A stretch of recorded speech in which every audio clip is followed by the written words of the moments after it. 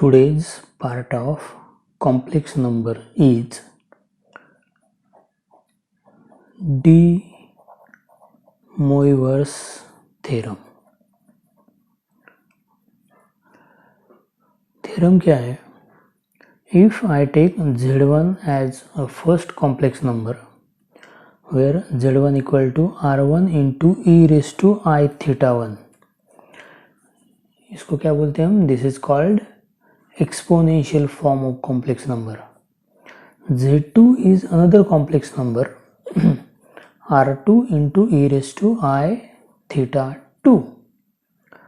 If we multiply these two complex number, when we get z1 into z2 is equal to, तो यहाँ पे क्या आएगा r1 into e raised to I theta 1 in first bracket into z2, that means r2 into e raised to I theta 2. जब multiplication होता है तो क्या होगा, r1 और r2 का मल्टीप्लिकेशन होगा, r1 इंटू r2. लेकिन जब e raise to i theta 1 और e raise to i theta 2 का मल्टीप्लिकेशन होगा तो लॉज ऑफ इंडाइसेस अगर यूज करेंगे तो पावर की एडिशन होती है. तो यहाँ पे आएगा i in bracket theta 1 plus theta 2. मतलब जब दो कॉम्प्लेक्स नंबर का मल्टीप्लिकेशन होता है तो उनके मॉडुलस का भी मल्टीप्लिकेशन होता है, लेकिन उनके एम्पलीट्यूड की एडिशन होती है. तो टू कॉम्प्लेक्स नंबर्स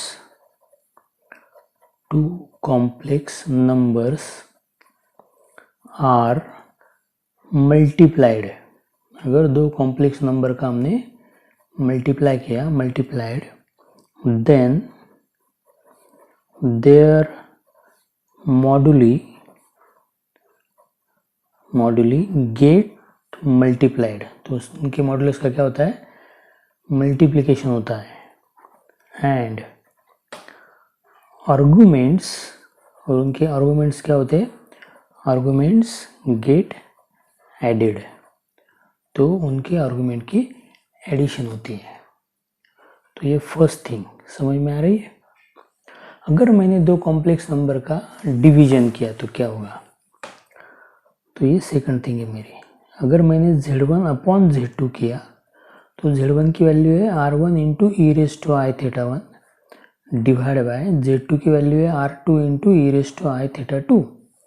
अगर आपको लॉज ऑफ इंडाइसेस अच्छी तरह से आते हैं तो पहले r1 और r2 का डिवीजन होगा, मतलब मॉडुलस का डिवीजन होता है, और ई रेस टू, अगर लॉज ऑफ इंडाइसेस आते हैं तो e raise to i theta 1 divide by e raise to i theta 2 का आंसर आता है e raise to i in bracket theta 1 minus theta 2. तो उनके एम्पलीट्यूड की क्या हुई, सब्ट्रैक्शन. थीटा 1 थीटा 2 एम्पलीट्यूड होते हैं ना, तो उनकी हो गई सब्ट्रैक्शन.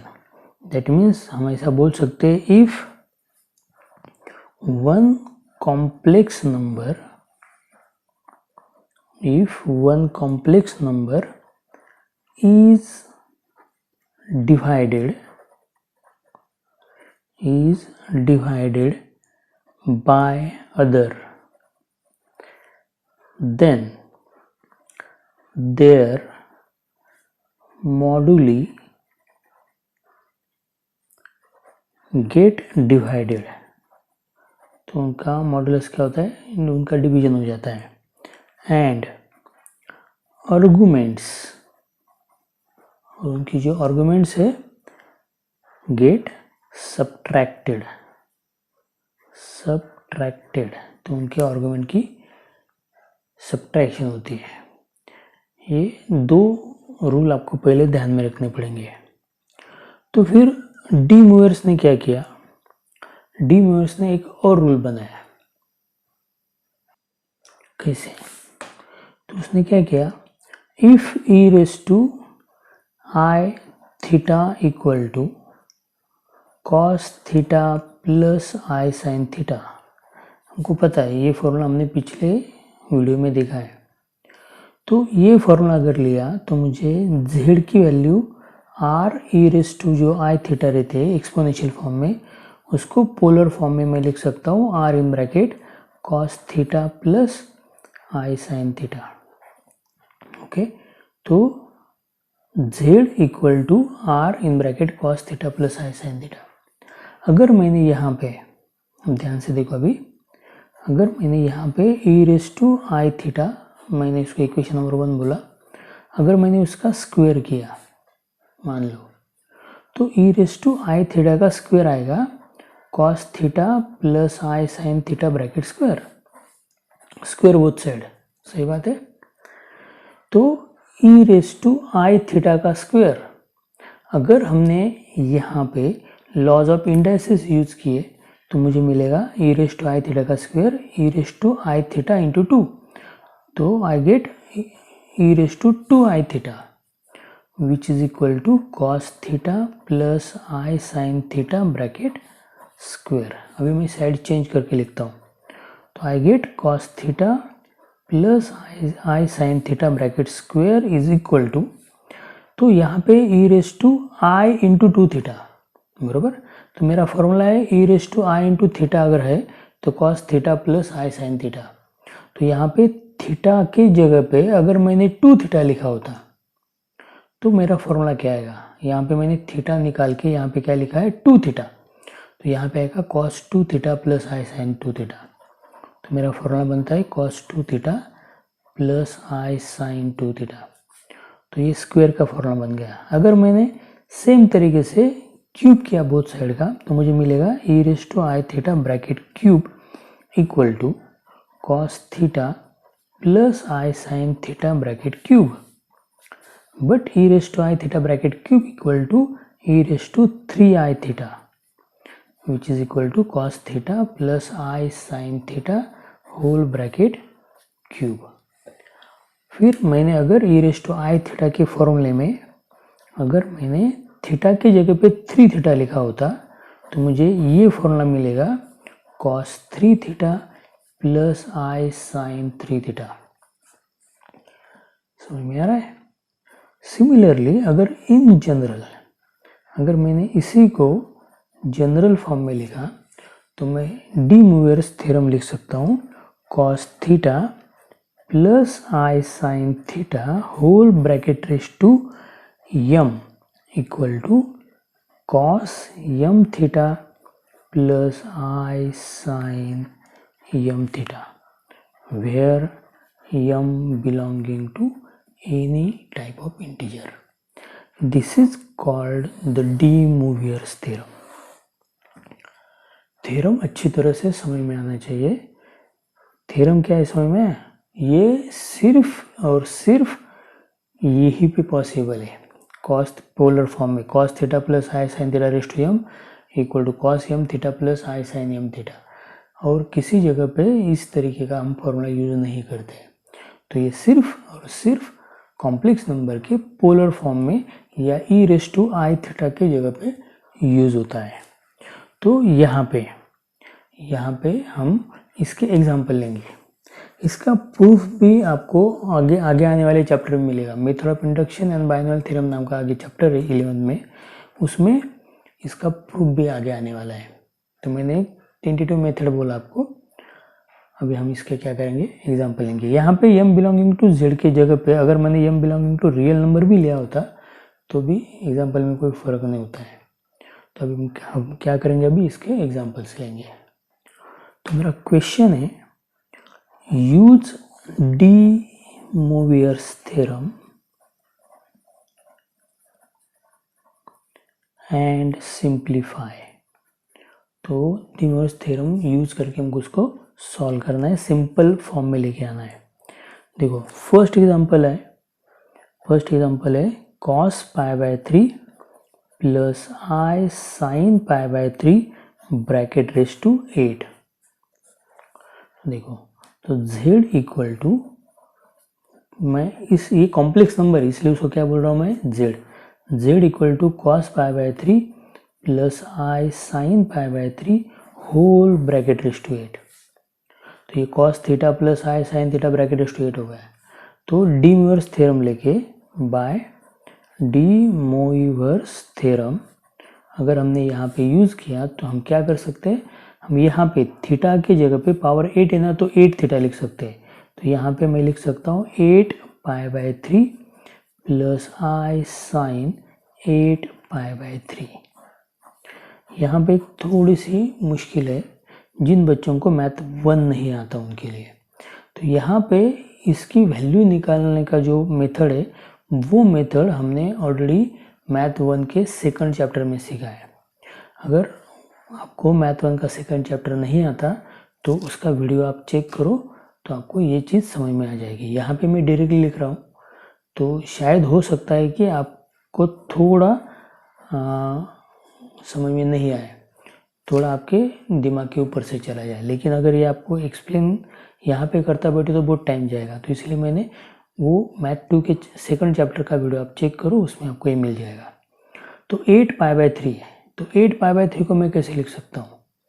तो मैं लिखूँगा उसको 8π/3, तो 2π प्लस या 3π minus π/3, this is good, 3π minus π/3। तो ये एक्यूट एंगल आ रहा है मेरे पास, तो मैं I sin 8π/3 को भी लिख सकता हूँ 3π माइनस π/3। बहुत शॉर्टकट में मैं इसको डिस्कस कर रहा हूँ अभी। कॉस में अगर पाई वाला फंक्शन आता है तो फंक्शन सेम रहता है, तो यहाँ पे cos π/3 आएगा इसका आंसर, और इसका आंसर sin π/3 आएगा, first thing. Second thing, π/3 angle acute angle, sorry π/3 acute angle है, और 3π ये जो एंगल है वो आता है निगेटिव एक्स एक्सिस पे, और 3π माइनस π/3 एंगल आता है सेकंड क्वाड्रेंट में। और सेकंड क्वाड्रेंट में कॉस फंक्शन हमेशा निगेटिव होता है, ये कॉस फंक्शन हमेशा निगेटिव होता है, तो उसका आंसर आएगा माइनस cos π/3। और इसी सेकंड क्वाड्रेंट में साइन फंक्शन हमेशा पॉजिटिव होता है, तो इसका आंसर आएगा प्लस I sin π/3। तो cos π/3 मतलब cos 60 की वैल्यू थे हाफ, तो आंसर है मेरा -½ प्लस, और sin 60 की वैल्यू थी √3/2, तो √3/2 I। This is the value of z, और दिस इज द सिंप्लीफिकेशन। ये क्या हुआ, उसका सिंपल फॉर्म हो गया। समझ में आ रहा है? तो हम लेंगे अभी नेक्स्ट सम। तो मैं लेता हूँ अभी एग्जाम्पल नंबर 2। एग्जाम्पल में ले रहा हूँ cos π/10 minus I sin π/10 whole bracket raise to 15, bracket raise to 15। देखो लेट, तो मैं क्या बोलूँगा इसको z, तो z क्या है मेरा cos π/10 minus I sin π/10 whole bracket raise to 15 by D Moivre's theorem. तो थ्योरम क्या कहता है, अगर ब्रैकेट रेज टू 15 है तो इसी कॉम्प्लेक्स नंबर को पोलर फॉर्म के हम लिख सकते हैं cos 15 π/10 माइनस I sin 15 π/10। अगर मैं 15 π/10 को सिंप्लीफाई करता हूँ तो 5 3 15, 5 2 10 मैं लिख सकता हूँ। तो मेरा z का आंसर आएगा cos 3π/2 माइनस I sin 3π/2। यहाँ पे भी एक छोटा सा कंसेप्ट है फिर, तो ये सब ट्रिग्नोमेट्री के चैप्टर में हम सीखते हैं। तो अगर मैंने स्टैंडर्ड यूनिट सर्कल निकाला तो ये जो पॉइंट एक्स एक्सिस पे ये पॉइंट आता है 1 0, ये पॉइंट आता है -1 0, ये पॉइंट आता है 0 1, और ये आएगा 0 -1। तो यहाँ पे जितने भी एंगल है 0 2 π, सब एंगल के कॉस फंक्शन की वैल्यू होती है 1 और साइन फंक्शन की वैल्यू होती है 0।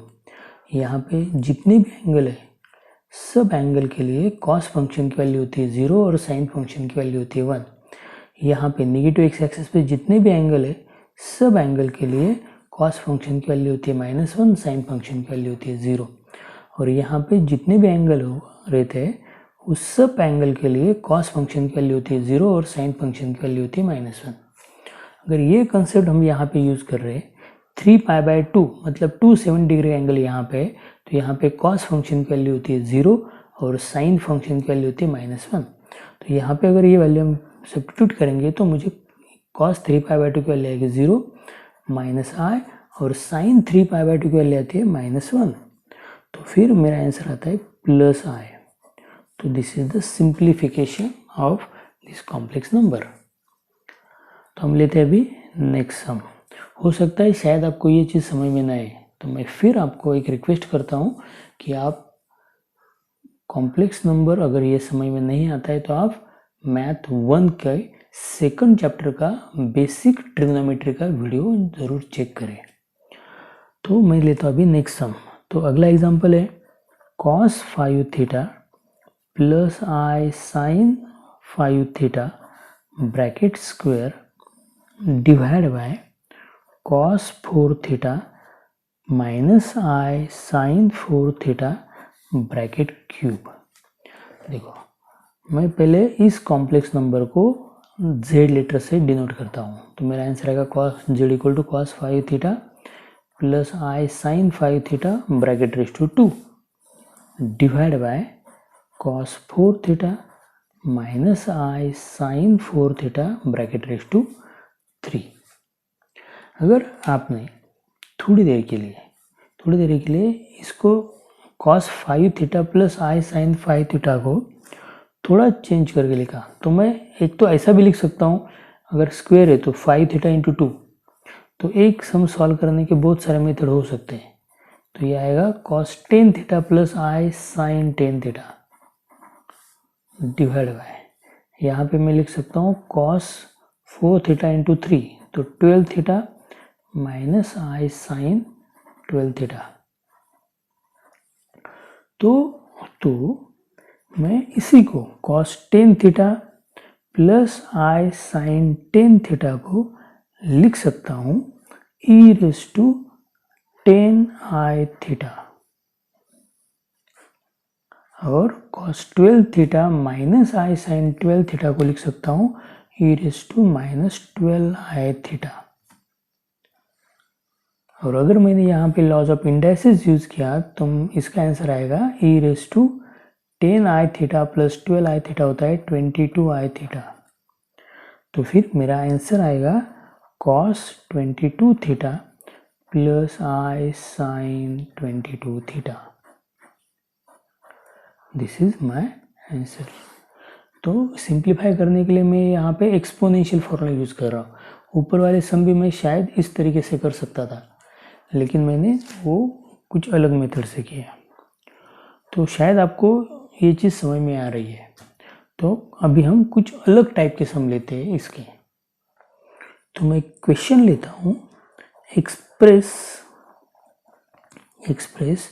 1 plus i bracket raise to 4 in a plus i b form. तो देखो अगर ये सम मुझे a plus i b form में लिखना है तो इसके पहले भी हमने ऐसे सम सॉल्व किए। तो हम क्या करते थे, इसकी फोर्थ पावर आपको निकालनी पड़ेगी, इसलिए आपको फोर्थ पावर का फॉर्मूला पता होना चाहिए। अगर फॉर्मूला यूज करके आंसर निकालेंगे तो भी आंसर सही आने वाला है।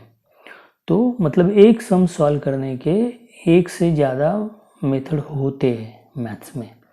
तो मैं यहाँ पे हमने डी मूवियर्स थ्योरम देखा, इसलिए मैं डी मूवियर्स थ्योरम का यूज करने वाला हूँ। तो यहाँ पे मैं ऐसा लिख सकता हूँ 1 plus 1 into i bracket raise to 4। अगर मैंने ऐसी टर्म ढूंढा कि जहाँ पे कॉस की वैल्यू 1 आती है और साइन की भी वैल्यू 1 आती है, तो ऐसी टर्म शायद नहीं है। लेकिन ऐसे एक टर्म है जहाँ पे कॉस और साइन फंक्शन के आंसर सेम आता है। अगर आपको याद है तो कॉस पाई बाय 4 की वैल्यू और साइन पाई बाय 4 की वैल्यू हमेशा सेम आती है, वो आती है 1/√2। अगर मैंने इसका यूज यहाँ पे किया तो यही सम मैं ऐसा लिख सकता हूँ। देखो मैं क्या लिखता हूँ, √2/√2 in bracket 1 plus 1 i bracket complete, both bracket complete raise to 4।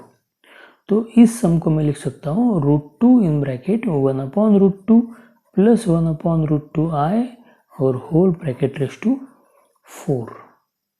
तो देखो तो क्या होगा, तो यहाँ पे दो ब्रैकेट है अभी √2 और ये ब्रैकेट, तो √2 रेस टू 4 हो जाएगा एक ब्रैकेट में, और सेकंड ब्रैकेट में 1/√2 plus 1/√2 i bracket raise to 4 हो जाएगा। अगर √2 रेस टू 4 हमने किया तो √2 का स्क्वायर आता है 2 और 2 का स्क्वायर आता है 4, तो इसका आंसर आएगा 4।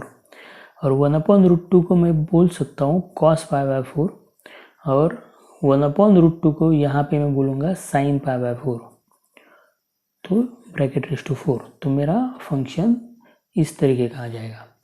और यहाँ पे अगर मैंने डी मोवियर्स थ्योरम यूज़ किया बाय डी मोवियर्स थ्योरम, तो उस थ्योरम के हिसाब से मैं इसको लिख सकता हूँ cos π/4 इंटू 4 मतलब 4 π/4 मतलब पाई, प्लस आई साइन 4 इंटू π/4 मतलब पाई। तो यहाँ पे अगर मैंने वैल्यू डाला तो cos पाई की वैल्यू होती है -1 और sin पाई की वैल्यू होती है 0। तो इसका आंसर आता है -4। तो 1 plus i bracket raise to 4 का मेरा आंसर आया है -4। समझ में आ रहा है? तो ये था हमारा फर्स्ट टॉपिक आज के लेक्चर का। अब हम ले रहे हैं इसका अगला टॉपिक। नेक्स्ट पार्ट है complex cube root of unity. Complex cube root of unity. देखो, तो अगर if I say x is a real number, x क्या है? रियल नंबर है एंड x क्यूब की वैल्यू 1 है, देन तो x इक्वल टू क्या है? x equal to what? कौन से रियल नंबर का क्यूब 1 आता है? तो आपको पता है 1 का क्यूब 1 आता है। 1 की आप कोई भी पावर करो 1 ही आती है, तो 1 इज द आंसर, बराबर। तो 1 का क्यूब हमेशा 1 आता है। इसी का मतलब ये होता है कि 1 का क्यूब रूट भी 1 है, -1 का क्यूब रूट -1 है, +1 का क्यूब रूट +1 है, बराबर। तो x क्यूब इक्वल टू अगर 1 है तो x की वैल्यू 1 है, लेकिन ये रियल नंबर के लिए था। अगर मैंने इसी चीज़ को अगर थोड़ा चेंज करके लिखा, और मैं लिख रहा हूँ यहाँ पे if x belonging to complex number, x क्या है? कॉम्प्लेक्स नंबर है। तो कॉम्प्लेक्स नंबर में कितने सारे नंबर है जिनका क्यूब 1 आता है, तो हम वो चेक करेंगे। तो एक फंडामेंटल थ्योरम मैं आपको बोलता हूँ इक्वेशन के लिए। किसी भी इक्वेशन की पावर, अगर उसको हम डिग्री बोलते हैं, इक्वेशन की डिग्री अगर हमने चेक किया, मतलब x की सबसे बड़ी पावर क्या है, तो x की सबसे बड़ी पावर जितनी होती है उतने ही उस इक्वेशन को रूट्स होते हैं, अगर पावर इंटीजर में है तो। मतलब अगर हमने क्वाड्रेटिक इक्वेशन में देखा है, क्वाड्रेटिक इक्वेशन में जो वेरिएबल होता है उसकी सबसे बड़ी पावर 2 होती है, तो इसलिए every quadratic equation have 2 roots. भले वो इक्वल होंगे, भले वो रियल एंड अनइक्वल होंगे, भले वो इमेजिनरी होंगे, लेकिन 2 रूट होते ही है। वैसे अगर क्यूब है, एक्स क्यूब इक्वल टू 1 ये इक्वेशन है, तो सबसे बड़ी पावर यहाँ पे x की 3 है, तो इसका मतलब ये होता है थ्योरम के हिसाब से इसको 3 वैल्यू होनी ही चाहिए। लेकिन जब हमने ऊपर चेक किया तो हमको एक ही वैल्यू मिली, तो हम बोल भी सकते कि एक ही 3 बार लिखेंगे हम 1 1 1, तो इनका क्यूब किया तो 1 ही आता है। लेकिन अगर हमने इमेजिनरी यूनिट लेके चेक किया, कॉम्प्लेक्स नंबर में चेक किया, तो हमको अभी पता चलेगा कि इसके और भी कुछ क्यूब रूट होते हैं क्या। तो अगर एक्स क्यूब इक्वल टू 1 है तो इसी को मैं एक्स क्यूब -1 इक्वल टू 0 इस फॉर्म में लिख सकता हूँ। तो इसको मैं इक्वेशन नंबर 1 बोल रहा हूँ। ध्यान से देखो जो मैं बोल रहा हूँ। तो एक्स क्यूब -1 के फैक्टर भी हम निकाल सकते हैं, जैसे कि हमारे पास फॉर्मूला है a क्यूब -b क्यूब। ये फॉर्मूला है a minus be in first bracket और a square plus ab plus b square in second bracket. This is a formula for a cube -b cube. तो अगर ये formula यहाँ पे मैंने use किया तो मुझे टर्म मिलेगी इन फर्स्ट ब्रैकेट, उसके फैक्टर आएंगे x-1 और सेकंड ब्रैकेट में आएगा x square plus x plus 1 equal to 0, बराबर। तो मुझे 2 ब्रैकेट मिले। तो 2 ब्रैकेट का प्रोडक्ट 0 कब होता है? जब दोनों में से कम एक ब्रैकेट 0। तो यहाँ पे मैं लिख सकता हूँ x-1 इक्वल टू 0 होता है, या x square plus x plus 1 equal to 0 होगा, या दोनों 0 होंगे। तो यहाँ पे मुझे x की वैल्यू 1 मिल रही है जो हमने ऊपर ली थी। तो ये रियल नंबर है तो x की वैल्यू 1 मिली, लेकिन उसके साथ हमको और एक इक्वेशन भी मिला, जो इक्वेशन है x² + x + 1 = 0। This is a quadratic equation. ये इक्वेशन क्या है? This is a quadratic equation. तो ये क्वाड्रेटिक इक्वेशन है। क्यों? क्योंकि इसकी सबसे बड़ी पावर 2 है। तो किसी भी क्वाड्रेटिक इक्वेशन के रूट निकालने का फॉर्मूला हमारे पास है। अगर ये फॉर्मूला यहाँ पे यूज करेंगे हम, मतलब इसको अगर हम कंपेयर किया, हमने इसको compare x² + x + 1 = 0 with ax² + bx + c = 0, तो मुझे a की वैल्यू मिलेगी 1, b की वैल्यू मिलेगी 1 और c की वैल्यू मिलेगी 1। देन तो इसके रूट्स आते हैं, ये मैं 10 की क्वाड्रेटिक इक्वेशन की फॉर्मूले की बात कर रहा हूँ। तो इसके रूट आते हैं -b + -√b² - 4ac/2a, जो आपको पता है। तो अगर मैंने यहाँ पे a, b, c, g सबकी वैल्यू 1 है, तो ये वैल्यू अगर यहाँ पे डाल दिया तो मुझे रूट्स मिलेंगे x = -b मतलब -1 + -√b² मतलब 1² -4ac, a की वैल्यू भी 1 है और c की वैल्यू 1 है /2a। तो मुझे रूट्स मिलते हैं -1 + -√1 - 4 होता है -3/2। ये रूट हमने इसके पहले एक्सरसाइज में निकाले हैं। तो इसका आंसर आता है -1 + √-3 का मतलब होता है √3 × √-1। तो ये मैं लिख सकता हूँ √3i/2। तो यहाँ पे मुझे x की 2 वैल्यू मिली, देयरफॉर x = -1 + √3i/2 और x = -1 - √3i/2। These are the two roots of that quadratic equation। तो मतलब ये और 2 रूट है। तो मुझे पहला रूट मिला था x = 1, तो therefore x = 1, x = -1 + √3i/2 and x = -1 - √3i/2 are the cube root of 1। Cube root of 1 को ही बोला जाता है यूनिटी। मतलब 1 के 3 क्यूब रूट है। जैसे 1 का क्यूब 1 आता है, वैसे ही इस -1 + √3i/2 का क्यूब भी 1 आएगा और -1 - √3i का क्यूब भी 1 आएगा। तो मतलब 1 के 3 क्यूब रूट है, तो ये तीनों का क्यूब 1 आता है। ओके, तो अभी हम क्या करेंगे, तो यहाँ पे -1 + √3i/2 और -1 - √3i/2 ये 2 कॉम्प्लेक्स नंबर है और ये x = 1 ये रियल नंबर है, प्योरली रियल नंबर है। तो अगर मैंने ये x = -1 + √3i/2 को थोड़ी देर के लिए अल्फा बोला और x = -1 - √3i/2 को अगर बीटा बोला, तो I will say that then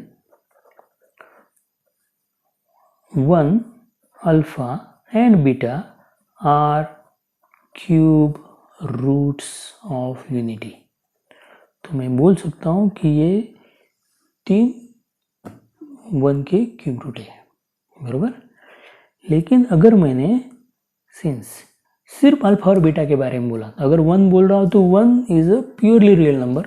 तो अगर मैं अल्फा और बीटा के बारे में बोल रहा हूँ तो मैं ऐसा लिख सकता हूँ alpha beta are complex cube root of unity, complex cube root of unity, क्योंकि कॉम्प्लेक्स नंबर है और 1 प्योरली रियल था। तो इसमें सिर्फ अल्फा बीटा ये क्या है, 1 के कॉम्प्लेक्स क्यूब रूट है। तो अल्फा बीटा क्यूब रूट है, इसका मतलब अल्फा का क्यूब 1 आता है, इसका मतलब बीटा का क्यूब भी 1 आता है। और इन दोनों में एक और प्रॉपर्टी है, अल्फा की वैल्यू है -1 + √3i/2, बीटा की वैल्यू है -1 - √3i/2। अगर मैंने यहाँ पे अल्फा का स्क्वायर किया होता, अगर मैंने अल्फा का स्क्वायर किया तो -1 + √3i/2 ब्रैकेट का स्क्वायर हो जाएगा। तो न्यूमरेटर का स्क्वायर आएगा 1 -2√3i plus 3i² divide by 4। तो मुझे न्यूमरेटर में मिलेगा 1 - 2√3i -3/4। तो ऊपर आता है -2 - 2√3i/4। अगर मैंने हर टर्म को 2 से डिवाइड कर लिया तो यहाँ पे आएगा -1 - √3i/2 which is the value of beta. तो मुझे अल्फा स्क्वायर की वैल्यू मिल जाती है बीटा।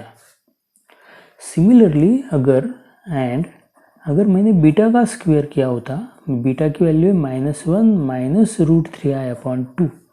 अगर मैंने इसका स्क्वायर किया तो ऊपर दोनों साइड निगेटिव है, इसलिए इसका square a plus b bracket square जैसे आएगा। 1 + 2√3i प्लस √3i का स्क्वायर आता है 3i² अपॉन 2 का स्क्वायर आएगा 4। तो मुझे न्यूमरेटर में मिलेगा 1 + 2√3i -3/4।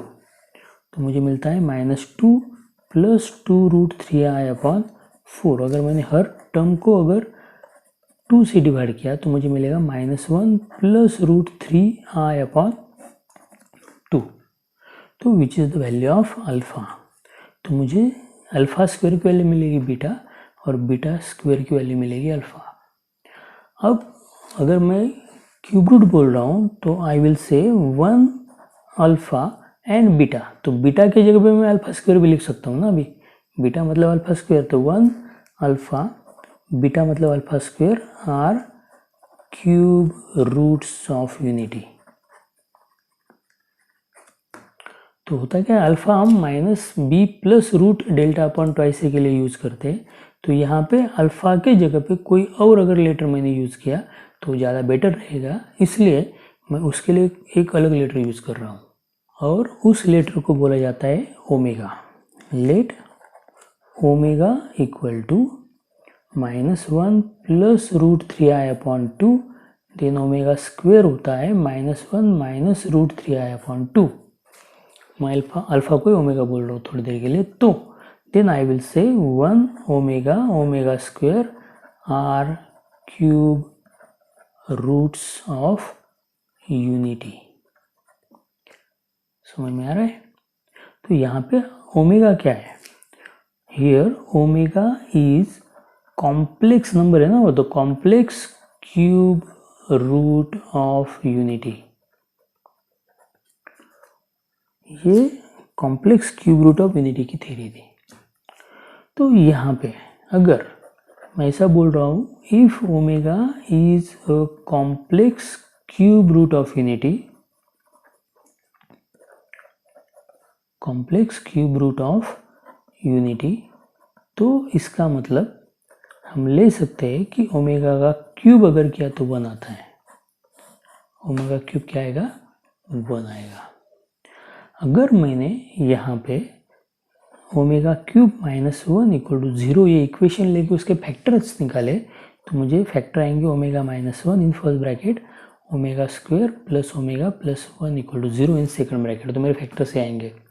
But omega not equal to 1, omega क्या है, कॉम्प्लेक्स नंबर है, तो 1 is a purely real number, तो ओमेगा नॉट इक्वल टू 1। तो ये तो 0 नहीं, इसका मतलब, तो मतलब यहाँ पे आएगा omega square plus omega plus 1 must be equal to 0। तो ये मेरा दूसरा इक्वेशन है ओमेगा के लिए। और अगर ओमेगा की वैल्यू अगर मोर देन 3 होती है, अगर ओमेगा की वैल्यू 4 होती है, तो हम उसको सिंप्लीफाई करके वैल्यू छोटी कर सकते हैं। कैसे? क्योंकि हमारे पास मेन रिलेशन है ओमेगा क्यूब इक्वल टू 1। अगर ओमेगा रेज़ टू 4 है तो उसको मैं ओमेगा क्यूब इंटू ओमेगा ऐसे लिख सकता हूँ, और यहाँ पे अगर मैंने ओमेगा क्यूब की वैल्यू 1 डाला तो मुझे आंसर मिलेगा ओमेगा। तो ओमेगा रेज़ टू 4 की वैल्यू है ओमेगा। तो इस तरीके से ओमेगा की कोई भी पावर हो तो उसको हम सिंप्लीफाई कर सकते हैं। मतलब आई विल से इफ मेरे पास ओमेगा रेज़ टू 100 है तो मुझे पता है ओमेगा क्यूब 1 आता है, तो मैं इसको 3 के मल्टीपल में पहले लिखूंगा। मतलब 100 को मैं लिख सकता हूँ omega raise to 99 into omega. तो ओमेगा रेज़ टू 99 मतलब omega cube raise to 33 into omega. लेकिन ओमेगा क्यूब की वैल्यू 1 होती है तो 1 रेज़ टू 33 1 आएगा, तो इसका आंसर आएगा ओमेगा। सिमिलरली अगर ओमेगा रेज़ टू मैंने लिया -20 तो मैं यहाँ पे लिख सकता हूँ 1/ω⁻²20। अगर मैंने न्यूमरेटर और डिनोमिनेटर को अगर ओमेगा से मल्टीप्लाई किया तो मुझे मिलेगा ω/ω⁻²21। तो ये आएगा ω/ω⁻21। 21 3 के मल्टीपल में आता है, इसलिए ω³ लेकिन ω³ 1 होता है तो 1/7 1 आएगा, तो मेरा आंसर आएगा ओमेगा। तो इस तरीके से हम ओमेगा की कोई भी पावर हो तो उसको सॉल्व कर सकते हैं और उसकी सिंप्लीफाई करके वैल्यू निकाल सकते हैं। तो ये सब ओमेगा या complex cube root of unity की थ्योरी है। तो थोड़े शॉर्टकट में अगर आपको मैं थ्योरी बोलूँ तो if x³ equal to 1, x belonging to z, then 1 alpha beta are cube roots of unity। तो ये तीन उसके क्यूब रूट रहेंगे। अल्फा बीटा ये क्या है, complex cube root of unity, complex cube root of unity.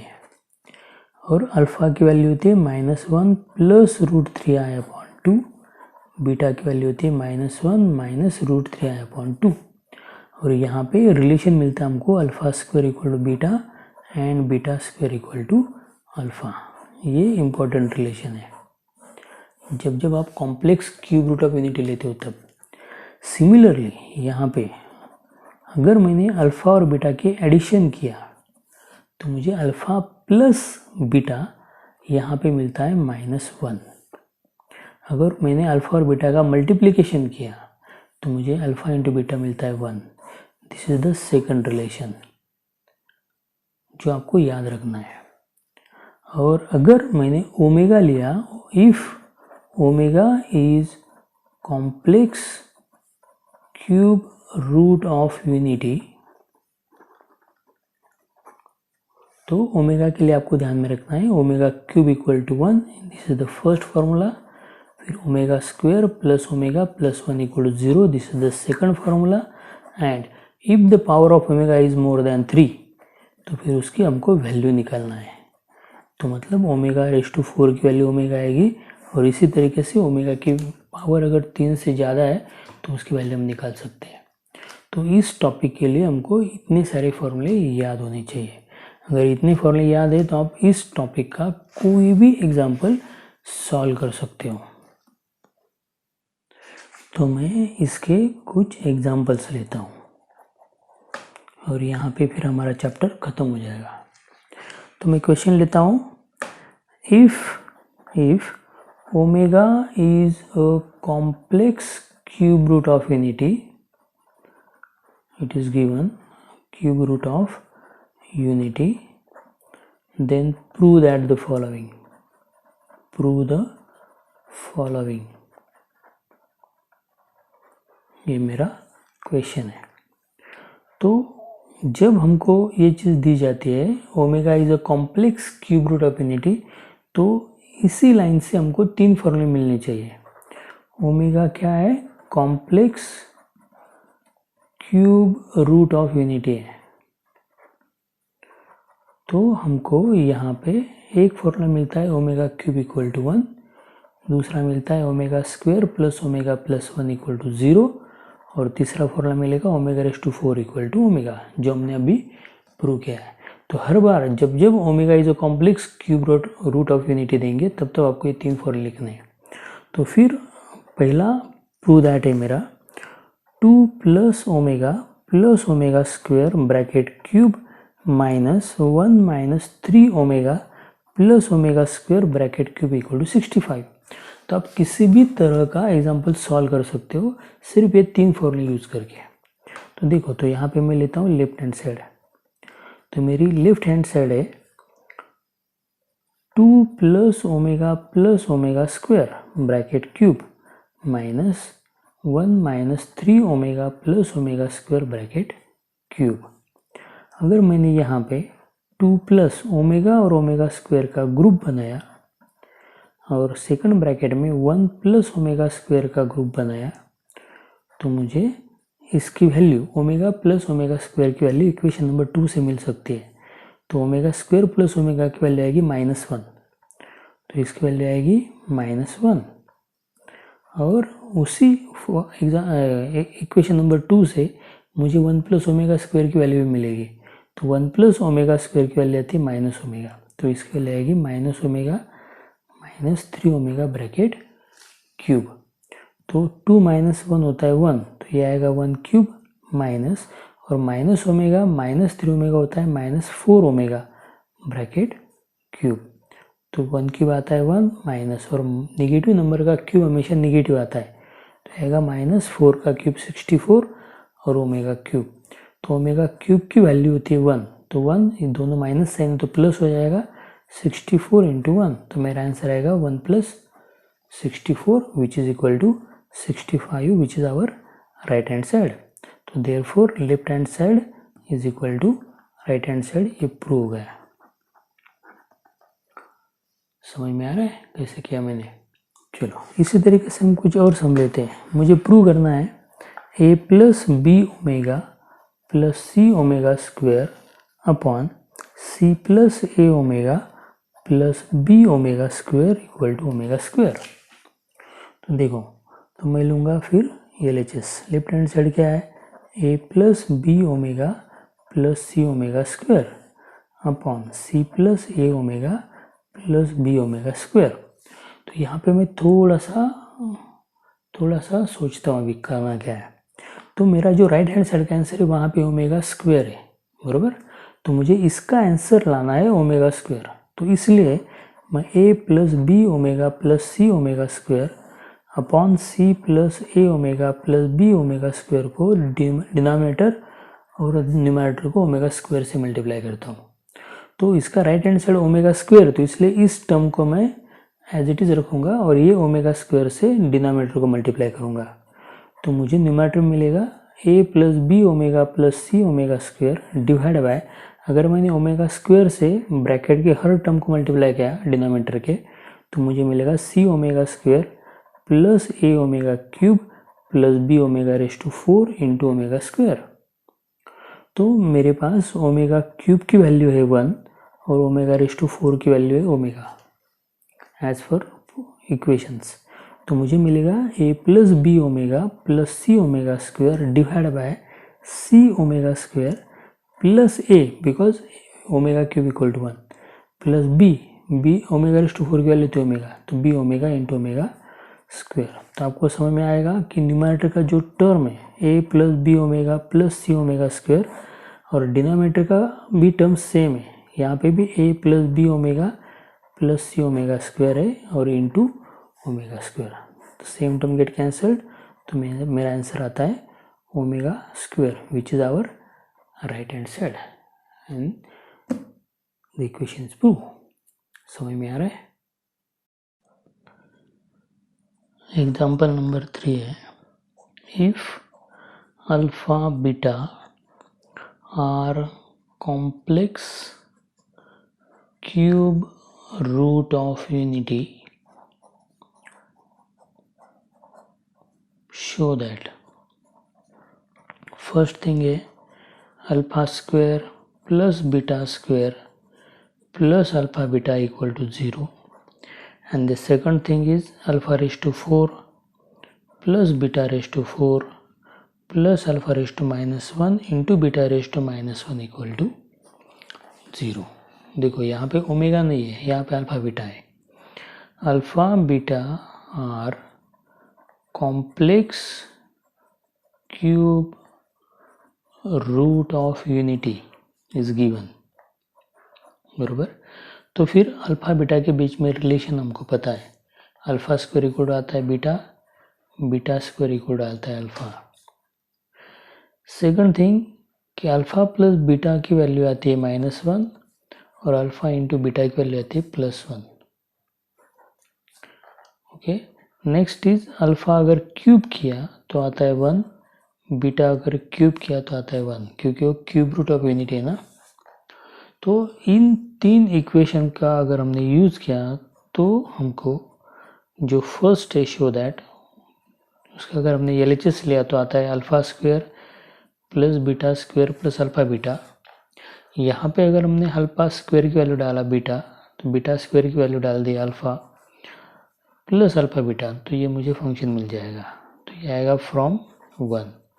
But alpha plus beta होता है -1 और अल्फ़ा इंटू बीटा होता है +1, तो मेरा आंसर आएगा 0, which is my right hand side. तो similarly for second we have to prove that alpha raised to 4 plus beta raised to 4 plus alpha raised to -1 into beta raised to -1 equal to 0। तो मैंने लिया left hand side. तो यहाँ पे alpha raised to 4 को अगर मैं alpha cube into alpha बोल रहा हूँ, अगर बीटा रेस्ट टू 4 को बीटा क्यूब इंटू बीटा बोलूँगा, और alpha raised to -1 into beta raised to -1 को 1 अपॉन अल्फा बीटा अगर बोलता हूँ, तो मुझे अल्फा क्यूब की वैल्यू मिले, मेरे पास है 1, अल्फा क्यूब आता है 1 तो ये आएगा अल्फा, बीटा क्यूब आता है 1 तो ये आएगा beta plus 1 upon alpha beta.